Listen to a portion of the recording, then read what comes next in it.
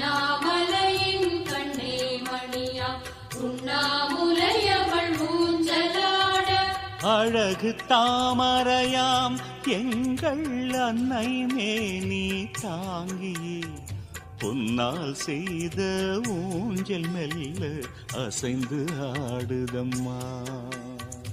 அண்ணாமலையின் தேவன் கைகள் தாங்கி ஆட்டுதம்மா.